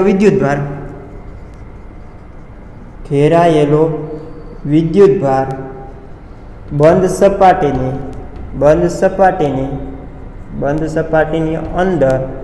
અંદર ગમે ત્યાં હોવો જોઈએ. ટૂંકમાં શું કે છે કે અંદર વિદ્યુતભાર હોવો જોઈએ. તું પછી ગમે ત્યારે ખૂણામાં બેસ, ગમે ત્યાં બેસ, મારે કંઈ લેવા દેવા છે નહીં. ચલો, ફોર્થ વન ખાસ ઇમ્પોર્ટન્ટ,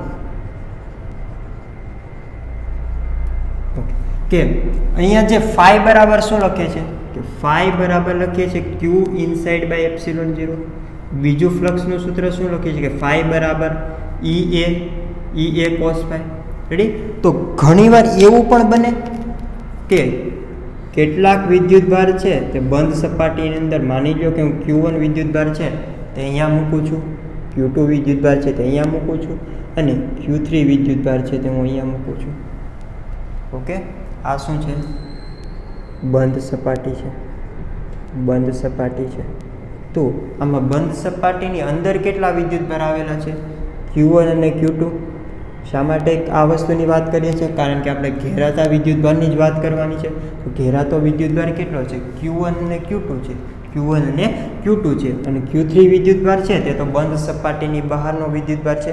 તો ક્યારેક એવી પણ પરિસ્થિતિ આવે કે કેટલાક વિદ્યુતભારો છે તે બંધ સપાટીની અંદર હોય અને કેટલાક વિદ્યુતભારો છે તે બંધ સપાટીની બહાર હોય. તો ક્યારેક કેટલીક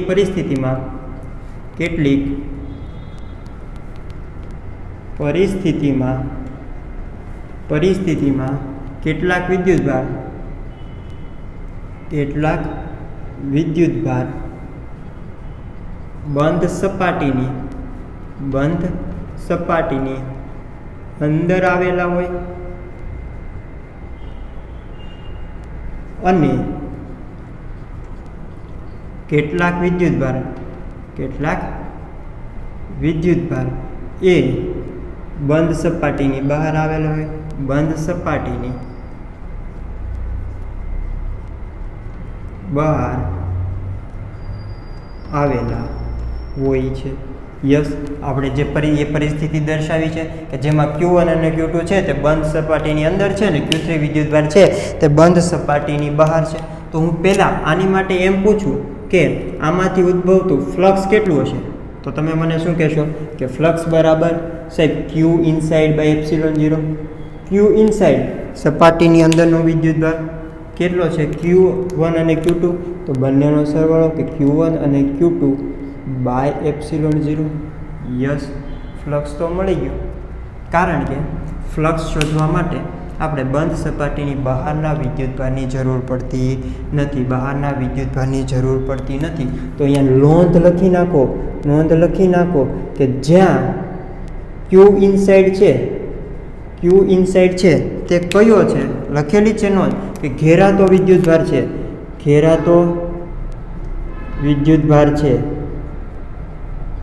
તે બહારના વિદ્યુતભાર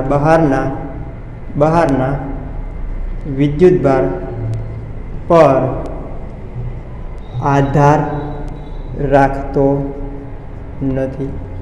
ક્લિયર ને, કે જે Q ઇનસાઇડ છે ને તે ખાલી કોના ઉપર આધાર રાખે છે, ઘેરાતા વિદ્યુતભાર ઉપર જ આધાર રાખે છે, પરંતુ તે બહારના વિદ્યુતભાર ઉપર આધાર રાખતો નથી. શા માટે આધાર નહીં રાખે? અહીં આપણે ફ્લક્સ શોધવાનું છે, કેમાંથી શોધવાનું છે, બંધ સપાટીમાંથી. તો બંધ સપાટીમાંથી ફ્લક્સ શોધવાનું હોય તો Q3 દ્વારા બંધ સપાટીમાંથી પસાર થતું ફ્લક્સ કેટલું આવશે? 0. શા માટે? Q3 વિદ્યુતભાર છે તે બહારની તરફ છે, બંધ સપાટીની બહારની તરફ છે. બહારની તરફ હોય મતલબ કે આના દ્વારા Q3 વિદ્યુતભાર દ્વારા ઉદ્ભવતું વિદ્યુત ક્ષેત્ર છે તે બાહ્ય વિદ્યુત ક્ષેત્ર થશે ને. આના દ્વારા ઉદ્ભવતું મારે વિદ્યુત ક્ષેત્ર દોરવું હોય તો કઈ રીતે દોરી શકું? આવી રીતે દોરીશ. તો આ વિદ્યુત ક્ષેત્ર છે તે કેવું થઈ ગયું? બાહ્ય વિદ્યુત ક્ષેત્ર. યસ, બાહ્ય વિદ્યુત ક્ષેત્ર. તો બાહ્ય વિદ્યુત ક્ષેત્રની અંદર કોઈ પણ બંધ સપાટી આવેલી હોય તો તે બંધ સપાટીમાંથી પસાર થતું ફ્લક્સ કેટલું આવે છે? 0. તો આના લીધે તો ફ્લક્સ 0 જ મળે છે. તો જે કોઈ પણ ફ્લક્સ મળશે તે કોના લીધે મળશે? Q1 અને Q2 ના લીધે મળશે. કોના લીધે મળશે? Q1 અને Q2 ના લીધે મળશે. એટલા જ માટે આપણે અહીંયા ફ્લક્સ શોધતી વખતે જે વિદ્યુતભાર લખીએ છીએ તે કયો? અંદરનો વિદ્યુતભાર લખીએ છીએ, બહારનો નથી લખતા. કારણ કે બહારના વિદ્યુતભાર દ્વારા બાહ્ય વિદ્યુત ક્ષેત્ર ઉત્પન્ન થાય છે અને જો કોઈ બાહ્ય વિદ્યુત ક્ષેત્રમાં બંધ સપાટી મૂકેલી હોય ને તો તે બંધ સપાટીમાંથી પસાર થતું ફ્લક્સ તો 0 છે. તો આને ગણીને આપણે જવું છે, ક્યાં ગણવાની જરૂર નથી. ક્લિયર? ઓકે, આ તો વાત થઈ Q ઇનસાઇડ. કોની વાત થઈ? Q inside. જે વિદ્યુતભાર Q ઇનસાઇડ કયું પદ છે કે આપણે જે ફ્લક્સનો નિયમ છે ને તેની જમણી બાજુનું પદ છે તેની વાત કરી કે Q ઇનસાઇડ છે ને તે ઘેરાતા વિદ્યુતભાર ઉપર જ આધાર રાખે છે, તે બહારના વિદ્યુતભાર ઉપર આધાર રાખતો નથી. ઓકે, હવે અહીંયા આપણે ફાઈ બરાબર એમ પણ લખી શકીએ કે EA cos થીટા. તો એ તો શું છે? ક્ષેત્રફળ. કયું ક્ષેત્રફળ? કે આ જે કોઈ પણ ક્ષેત્રફળ છે તે. અને વિદ્યુત ક્ષેત્ર. શું છે? વિદ્યુત ક્ષેત્ર. યસ. તો મારો સવાલ એ છે કે અહીંયા વિદ્યુત ક્ષેત્ર જોતું છે તો વિદ્યુત ક્ષેત્ર કોના દ્વારા ઉત્પન્ન થતું હશે? ઓબ્વિયસલી વિદ્યુતભાર દ્વારા. અહીંયા કેટલા વિદ્યુતભાર આપેલા છે? 3 વિદ્યુતભાર આવેલા છે, Q1, Q2 અને Q3. તો આવી રીતે તમે ગણતા હોય તો કયા વિદ્યુતભારને કયા વિદ્યુત ક્ષેત્રને કોના દ્વારા ઉદ્ભવતા વિદ્યુત ક્ષેત્રને ધ્યાનમાં લેશો? Q1 દ્વારા ઉદ્ભવતું વિદ્યુત ક્ષેત્ર લેશો, Q2 દ્વારા ઉદ્ભવતું વિદ્યુત ક્ષેત્ર લેશો કે Q3 દ્વારા ઉદ્ભવતું વિદ્યુત ક્ષેત્ર લેશો? ત્રણેય દ્વારા લેશો કે આ બે દ્વારા જ લેશો? આ બે તો લેવાના થશે જ, આ બે તો લેવાના થશે જ, કારણ કે અંદરના ભાગમાં વિદ્યુતભાર છે. પરંતુ Q3 લેશો કે નહીં? યસ, Q3 લેવાનું છે. કે વિદ્યુત ક્ષેત્ર છે તે તો Q3 દ્વારા ઉત્પન્ન થતું જ હશે ને, જે આપણે દર્શાવેલું જ છે, બાહ્ય વિદ્યુત ક્ષેત્ર દર્શાવેલું છે કે Q3 દ્વારા પણ વિદ્યુત ક્ષેત્ર ઉત્પન્ન થતું હશે. તો આ રીતથી તમે ફ્લક્સ ગોતો ને, તો જ્યાં વિદ્યુત ક્ષેત્ર રાશિ છે એ બહારના તેમજ અંદરના વિદ્યુતભાર પર આધાર રાખે છે.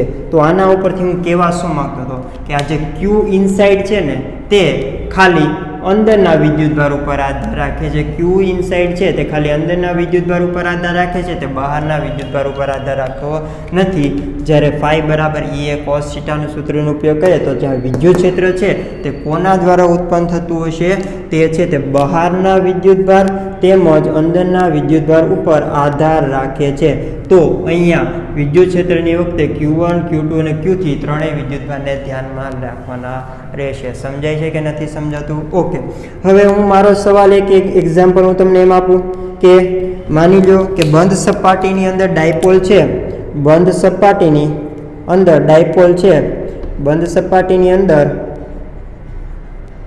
અંદર ડાયપોલ મૂકેલી છે.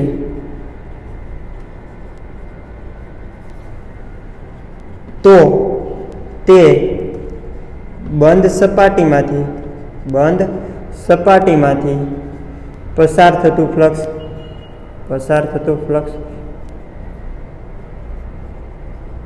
કેટલું હશે? ઓકે, કે બંધ સપાટીની અંદર ડાયપોલ મૂકેલી છે તો તમારે એમાંથી પસાર થતું ફ્લક્સ કેટલું હશે? વિચારો તો શું લેવાનું છે? બંધ સપાટી, એની અંદર ડાયપોલ મતલબ કે એક ધન વિદ્યુતભાર પ્લસ Q અને તેટલા જ પરંતુ વિરુદ્ધ વીજભાર ધરાવતો માઇનસ Q.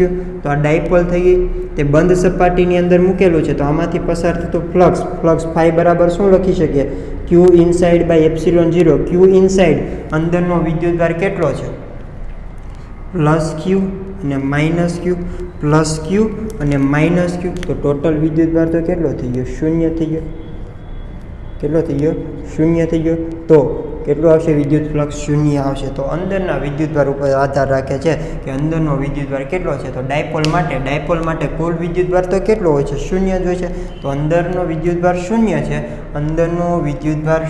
છે, તેથી અંદરનો કુલ વિદ્યુતભાર શૂન્ય છે, તેથી તેના દ્વારા ઉદ્ભવતો ફ્લક્સ કેવો આવશે? શૂન્ય આવશે. ક્લિયર?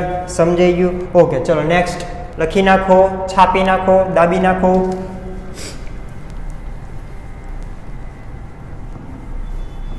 અહીંયા આપણે આગળ JEE નીટના એક્ઝામ્પલ અથવા તો ચોપડીમાં પણ આપેલા છે કે ગોસના નિયમની ઉપયોગિતા એપ્લિકેશન ઓફ ગોસ લો. શું કહેવાય છે? એપ્લિકેશન ઓફ ગોસ લો. તેમાં જોવાનું રહેશે કે અનંત લંબાઈનો તાર આવેલો હોય, પેલું જોવાનું રહેશે કે ગોસના નિયમની ઉપયોગિતામાં વાત કરવાની રહેશે. ગોસના નિયમની ઉપયોગિતા ઇમ્પોર્ટન્ટ ટોપિક છે, આ પણ ખૂબ જ. તો તેમાં વાત કરવાની છે કે અનંત લંબાઈનો સળિયો આપેલો છે જે વિદ્યુતભારી થયેલો હોય તો તેનાથી લંબ અંતરે કોઈ P બિંદુ આવેલો હોય તો અહીંયા વિદ્યુત ક્ષેત્ર કેટલું થશે? ઓકે, પછી બીજો એમ આપેલો છે એક સમતલ આપેલું છે. આ સમતલ ઉપર કોઈ વિદ્યુતભાર આવેલો છે તો આ સમતલથી P બિંદુ આવેલો છે તો ત્યાં વિદ્યુત ક્ષેત્ર કેટલું? એ કોના મદદથી આ બધું ગોચવું? ગોસના નિયમનો ઉપયોગ કરીને તેને અહીંયા વિદ્યુત ક્ષેત્ર શોધવાનું રહેશે. ત્રીજો છે તે ખાસ ઇમ્પોર્ટન્ટ કે કોઈ ઘન ગોળો આવેલો હોય અથવા તો રિંગ આવેલી હોય અને આ ઘન ગોળા ઉપર વિદ્યુતભાર છે તે વિતરિત થયેલો હોય. આ ઘન ગોળાનું કેન્દ્ર છે. તો અહીંયા સવાલ એ આવશે કે ગોળાની અંદરના ભાગમાં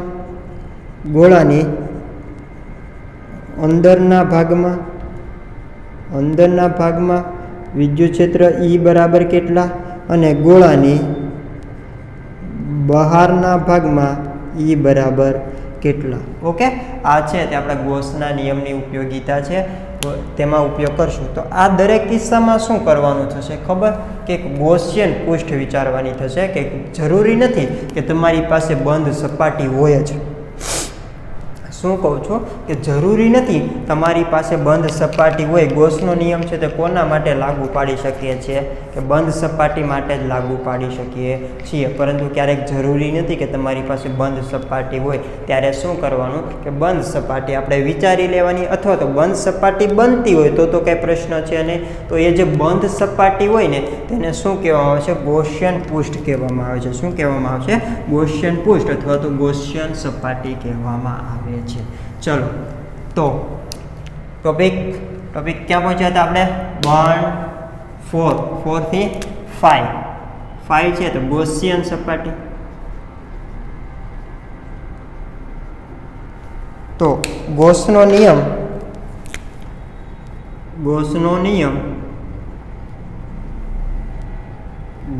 નિયમ લાગુ પાડવા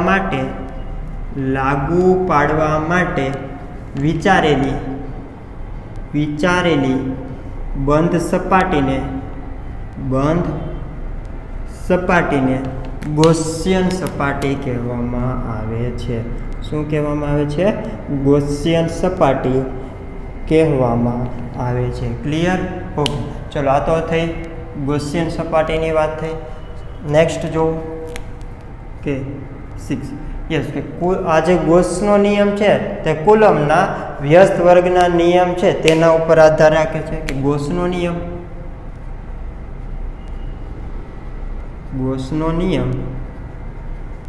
એ કુલમના વ્યસ્ત વર્ગના નિયમ પર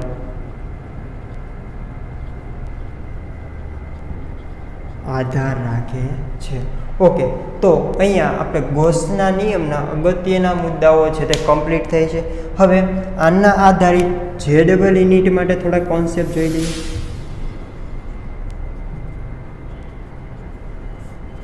આપણે ઘણી ખરી એપ્લિકેશન છે અહીંયા. આ બધા શું છે, દાખલા જ છે. અહીંયા જે બધું આ સમજાવેલું છે તે શું છે, દાખલા જ છે.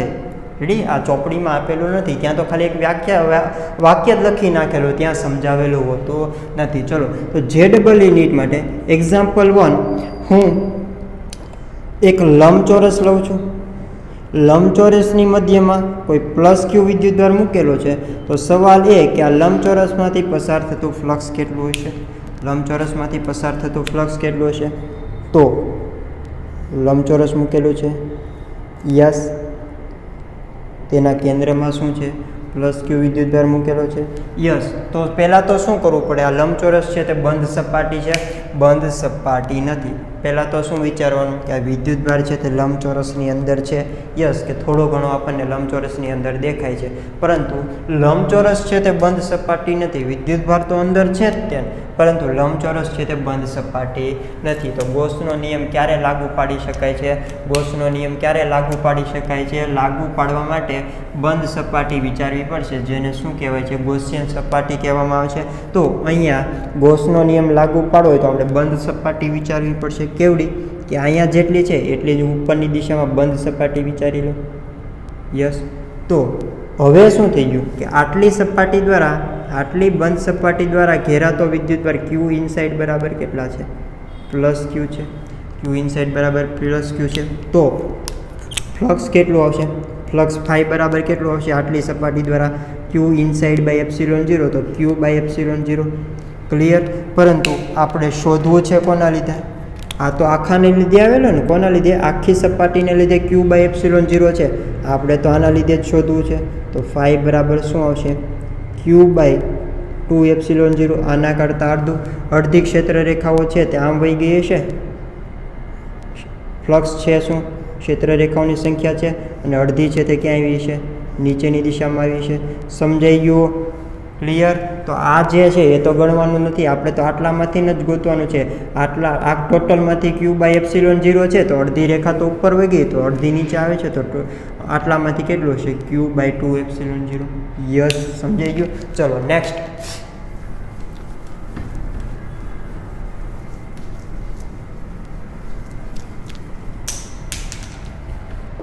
નેક્સ્ટ એમ કહું છું, શું કહો છો હું તને શું કહું છું, એક્ઝામ્પલ કે એક ઘન ગોળો આપેલો છે, એની ઉપર એના મધ્યમાં પ્લસ ક્યુ વિદ્યુતભાર મૂકેલો છે. ઓકે, કેવો છે? અડધો છે. તો એમ કહે છે કે આમાંથી પસાર થતું ફ્લક્સ કેટલું? તો સિમ્પલ જ વસ્તુ છે. પાછી બંધ સપાટી વિચાર નાખો. બંધ સપાટી છે અને તો આની ઉપર પણ આપણે એક બંધ સપાટી વિચારી શકીએ. આ તમારો અડધો કપાયેલો બોલ છે. અડધો કપાયેલો બોલ છે. એમ કહે છે કે ત્યાં આપણે વચ્ચે વિદ્યુતભાર ક્યુ મૂકેલો છે, તો એ અડધા બોલમાંથી પસાર થતું ફ્લક્સ કેટલું? તો તમે બીજો ભાગ છે તેને ઉપર મૂકી દો. ઉપર મૂકી દો તો બંધ સપાટી થઈ ગઈ. તો બંધ સપાટીમાંથી પસાર થતું ફ્લક્સ ફાઈ બરાબર ક્યુ ઇનસાઇડ બાય એપ્સિલોન 0. કેટલો વિદ્યુતભાર ઘેરાયેલો છે? પ્લસ ક્યુ છેદમાં એપ્સિલોન 0. પરંતુ આ જે ફ્લક્સ મળેલો છે તે કોના લીધે મળે છે? ટોટલ ગોળાના લીધે. આપણે કોના લીધે શોધવું છે? આપણે તો ફક્ત અડધા ગોળાને લીધે શોધવું છે. ફક્ત બાજીરાવ સિંઘમ, હે ને? ક્યુ બાય એપ્સિલોન 0. પરંતુ કેટલા આવશે? અડધું આવશે. ફીલ પણ લઈ લઈએ. શું કહેવા માગે છે કે અહીંયા વિદ્યુતભાર ક્યુ મૂકેલો હોય, પ્લસ છે, તો તેની માટે વિદ્યુત ક્ષેત્ર રેખાઓ છે તો બહારની તરફ.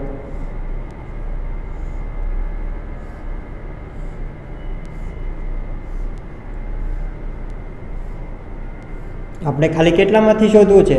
આટલા અડધા ગોળામાંથી ને શોધવું છે. તો અડધા ગોળામાંથી આટલી વિદ્યુત ક્ષેત્ર રેખાઓ પસાર થાય છે. જો આટલી વિદ્યુત ક્ષેત્ર રેખાઓ પસાર થતી હોય ને ટોટલ, તો ત્યારે ફ્લક્સ ક્યુ બાય એપ્સિલોન 0 છે. તો આટલી પસાર થતી હોય ત્યારે કેટલી છે? એના કરતાં અડધું છે. ફ્લક્સ શું છે કે આપેલા ક્ષેત્રફળમાંથી, આ જે ક્ષેત્રફળ આપેલું છે તેમાંથી પસાર થતી વિદ્યુત ક્ષેત્ર રેખાઓની સંખ્યા. Yes, done. ચલો નેક્સ્ટ એક્ઝામ્પલ ખૂબ જ ઇમ્પોર્ટન્ટ છે. ઘણીવાર પૂછાય છે કે એક સમઘન આપેલો છે,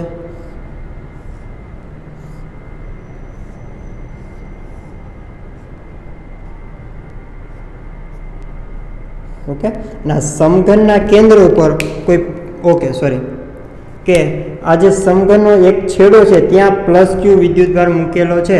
તો પહેલો સવાલ એવો આવે છે કે સમઘનમાંથી પસાર થતું ફ્લક્સ, અને પછી બીજો સવાલ એવો આવે છે કે સમઘનની દરેક સપાટીમાંથી પસાર થતું ફ્લક્સ, હે ને? ઓકે, ચલો અહીંયા સમઘનના એક છેડે વિદ્યુતભાર ક્યુ મૂકેલો છે. તો એમ કહે છે કે સમઘનમાંથી પસાર થતું ફ્લક્સ, કે આ જે કુલ સમઘન છે ને તેમાંથી પસાર થતું કુલ ફ્લક્સ શોધવાનું છે. આ વિદ્યુતભાર છે તે સમઘન દ્વારા ઘેરાયેલો છે. ના ઘેરાયેલો નથી. તો આપણે આને શું કરશું? ઘેરવો પડશે. કઈ રીતે ઘેરી શકીએ? કે અહીંયા સમઘન મૂકેલું છે, બાજુમાં બીજું મૂકી દો, એની પાછળ ત્રીજું મૂકો, એની પાછળ ચોથું મૂકો, તો એક નીચેનો લેયર બની ગયો. વિદ્યુતભાર ક્યાં આવશે? ઉપર. પછી એવા 4 ક્યાં મૂકવા પડશે? ઉપરની તરફ મૂકવા પડશે. ઓકે, જો આ ટાઈપની વસ્તુ છે કે એક જે વિદ્યુતભાર છે તે અહીંયા મૂકેલો છે. હવે આને ઘેરવો છે. તો શું કરશું કે આવું જ બોક્સ એક અહીંયા બાજુમાં મૂકશું એટલે વિદ્યુતભાર અહીંયા આવી ગયો. યસ. આવું બોક્સ અહીંયા મૂકશું તો વિદ્યુતભાર અહીંયા આવી ગયો. યસ. આવું જ બોક્સ અહીંયા મૂકશું તો વિદ્યુતભાર અહીંયા આવી ગયો. તો ચાર બોક્સ મૂકેલા છે ત્યારે વિદ્યુતભાર અહીંયા આવે છે. હજી ઘેરાયેલો છે? ના, ઘેરાયેલો નથી. કે આની ઉપર એક બોક્સ મૂકી દો તો વિદ્યુતભાર અહીંયા આવી જશે. અહીંયા જે બોક્સ હતું એના ઉપર એક બોક્સ મૂકી દો તો વિદ્યુતભાર અહીંયા જે બોક્સ હતું ત્યાંથી એની ઉપર એક બોક્સ મૂકી દો તો વિદ્યુતભાર અહીંયા જે બોક્સ હતું એની ઉપર બોક્સ મૂકી દો તો વિદ્યુતભાર અહીંયા. તો હવે દેખાય છે વિદ્યુતભાર છે તે ઘેરાયેલો છે. અહીંયા બોક્સ છે, નીચે બોક્સ છે, આની બાજુમાં બોક્સ છે, એની નીચે બોક્સ છે, આની બાજુમાં બોક્સ છે, એની નીચે બોક્સ છે, અને આની બાજુમાં બોક્સ છે ને એની નીચે બોક્સ છે. તો વિદ્યુતભાર છે તે હવે ઘેરાયેલો છે. તો ટોટલ જે વિદ્યુતભાર છે તે ક્યારે ઘેરાયેલો છે? કે 8 સમઘન હોય ને ત્યારે વિદ્યુતભાર ઘેરાયેલો છે. યસ, ઘેરાયેલો છે. તો ત્યારે ફ્લક્સ કેટલું આવશે? ત્યારે ફ્લક્સ ફાઈ બરાબર ક્યુ ઇનસાઇડ બાય એપ્સિલોન 0. જો 8 સમઘન હોય ને, કેટલા કે 8 સમઘનમાંથી પસાર થતું ફ્લક્સ, તો ત્યારે વિદ્યુતભાર કેટલો ઘેરાયેલો છે? પ્લસ ક્યુ. તો ક્યુ બાય એપ્સિલોન 0. આ તો આપણને 8 સમઘનમાંથી પસાર થતું ફ્લક્સ મળેલું છે, પરંતુ આપણે ગોતવાનું છે શું? એક જ સમઘનમાંથી આ સમઘનમાંથી તો એક સમઘનમાંથી પસાર થતું ફ્લક્સ એક સમઘનમાંથી પસાર થતું ફ્લક્સ કેટલું આવશે 8મા ભાગનું જ ને કે 8 ક્યુ વિદ્યુતભાર અહીંયા મૂકેલો છે તો બધી ક્ષેત્ર રેખાઓ આમ ફેલાયેલી છે તો 8 સમઘનમાંથી આટલું પસાર થાય છે તો એક સમઘનમાંથી કેટલું પસાર થશે એના કરતાં 8મા ભાગનું સમજાણું કે નહીં તો આના એક સમઘન માટે કેટલું આવશે Q/8ε0 ચલો હજી આપણે એક સવાલ બાકી છે સવાલ એ બાકી છે કે આ સમઘનની દરેક સપાટી માટે સમઘનની જે દરેક સપાટી છે ટોટલ સમઘનમાંથી કેટલું એવું Q/ε0 પરંતુ આ સપાટીમાંથી કેટલું આ સપાટીમાંથી કેટલું એવી રીતે સમઘનની દરેક સપાટી પર્ટિક્યુલર દેવાના છે હે ને નોખા પાડી દેવાના છે રસોડા નોખા કરવાના છે કે સમઘનની દરેક સપાટીમાંથી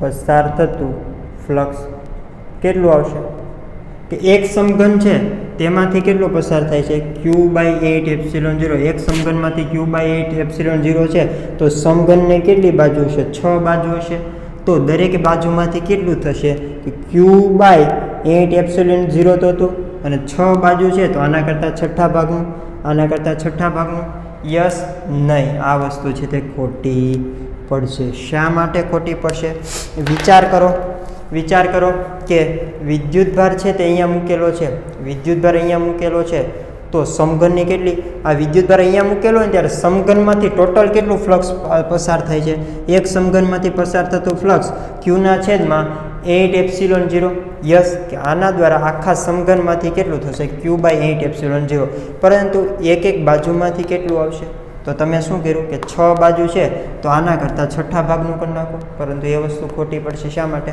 વિદ્યુતભાર અહીંયા મૂકેલો છે તો આ સપાટીમાંથી ફ્લક્સ પસાર થશે એના દ્વારા જુઓ તો પસાર થશે તમે તીર મારો તો તીર લાગે છે અહીંયાથી તમે તીર મારો છો તો આ સપાટી ઉપર લાગે છે તીર લાગશે નહીં ત્યાંથી વિદ્યુત ક્ષેત્ર રેખા પસાર થશે નહીં એવી જે આ જે સપાટી આવેલી છે ત્યાંથી વિદ્યુત ક્ષેત્ર રેખા પસાર થશે નહીં ત્યાં વિદ્યુત ક્ષેત્ર રેખાઓની સંખ્યા 0 છે તો ફ્લક્સ કેવું એવું 0 તો આ સપાટી માટે ફ્લક્સ 0 આ સપાટી માટે ફ્લક્સ 0 અહીંયા વિદ્યુતભાર મૂકેલો છે તો અહીંયાથી પસાર થશે વિદ્યુત ક્ષેત્ર રેખા ના વિદ્યુત ક્ષેત્ર રેખા ત્યાંથી પસાર થશે નહીં તો આની માટે પણ ફ્લક્સ 0 હવે વિચારો કે આ જે વિદ્યુતભાર છે તો નીચેની સપાટી લઈએ તો ત્યાં વિદ્યુત ક્ષેત્ર રેખાઓ પસાર થશે યસ કે અહીંયાથી હવે વિદ્યુત ક્ષેત્ર રેખા છે તેના તીર મારીએ બાણ મારીએ તો અહીંયાથી પસાર થશે વિંધી નાખશે આને તો અહીંયાથી ફ્લક્સ મળશે યસ અહીંયાથી ફ્લક્સ મળશે એવી રીતે આ સપાટીમાંથી યસ કે અહીંયાથી તીર છે તે આ સપાટીમાંથી પસાર થશે તો અહીંયાથી ફ્લક્સ મળશે યસ અહીંયાથી ફ્લક્સ મળશે અહીંયા વિદ્યુતભાર મૂકેલો હોય તો આ પાછળની જે સપાટી છે તે પાછળની સપાટીમાંથી તીર પસાર થશે વિદ્યુત ક્ષેત્રના તીર છે તે પસાર થશે તો કેટલી સપાટીમાંથી પસાર થાય છે પાછળની સપાટીમાંથી આ સપાટીમાંથી અને નીચેની સપાટીમાંથી વિદ્યુત ફ્લક્સ મળે છે પરંતુ ઉપરની સપાટી આ સપાટી અને આ સપાટી માટે વિદ્યુત ક્ષેત્ર મળતું નથી તો વિદ્યુત ફ્લક્સ મળતું નથી તો ટોટલ ફ્લક્સ છે તે કેટલી સપાટીમાંથી પસાર થાય છે 1 2 અને 3 સપાટીમાંથી પસાર થાય છે તો આખા સમઘનમાંથી આટલું પસાર થતું હોય તો એક સપાટીમાંથી કેટલું પસાર થશે 6 ની જગ્યાએ કેટલા આવશે 3 આવશે તો 8/24 Q/ε0 8/24 Q/ε0 ઓકે સમજાઈ ગયું ચલો નેક્સ્ટ એક્ઝામ્પલ જોઈએ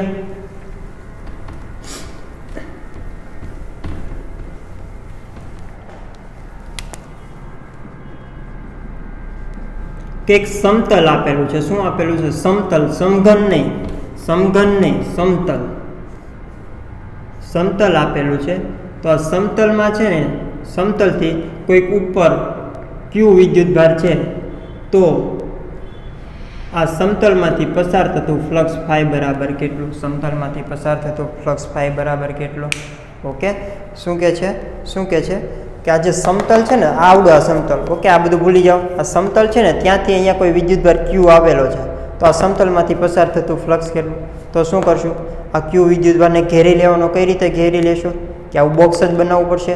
તો એક બાજુ અહીંયા લેશો, એક બાજુ અહીંયા લેશો, એક બાજુ અહીંયા લેશો, એક બાજુ અહીંયા લેશો ને એક બાજુ ઉપર લેશો. તો હવે વિદ્યુતભાર છે તે ઘેરાઈ ગયો. તો બનાવ્યું શું? સમઘન. યસ, તો આને ઘેરાવવા માટે આપણે શું બનાવવું પડશે? સમઘન બનાવવું પડશે. કે સમઘન દ્વારા ક્યુ વિદ્યુતભાર ઘેરાય છે. યસ, તો તેના દ્વારા ઉદ્ભવતું ફ્લક્સ ફાઈ શું કહેશું? સમઘન. ફાઈ સમઘન બરાબર Q/ε0. ઘેરાતો વિદ્યુતભાર ક્યુ છે. યસ, પરંતુ આપણે એક સપાટી માટે જોતું છે. તો સમતલ માટે ફાઈ સમતલ શોધવું હોય તો ડાયરેક્ટ જ લખી નાખું છું કે ફાઈ સમતલ બરાબર તો કેટલું? આખા સમઘનમાં Q/ε0 છે, પરંતુ સમઘનમાં કેટલી બાજુ છે? 6 બાજુ છે. આ તો આપણે એક જ બાજુની વાત કરવાની હોય તો આ તો છઠ્ઠા ભાગનું થઈ જશે. યસ, સમજાઈ ગયું? Got it?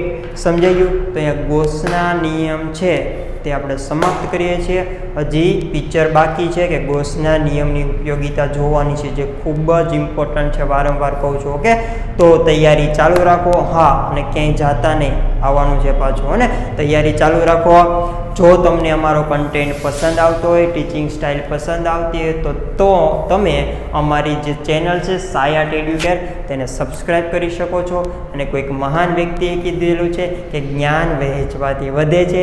તો તમારે તમારા જ્ઞાનમાં વધારો કરવો હોય તો અમારી આ ચેનલ છે તેને શેર કરી શકો છો, તમારા મિત્રોને આપી શકો છો. ઓકે, તો તૈયારી ચાલુ રાખો. લગે રહો મુન્નાભાઈ. અને હા, મળીએ નેક્સ્ટ લેક્ચરમાં.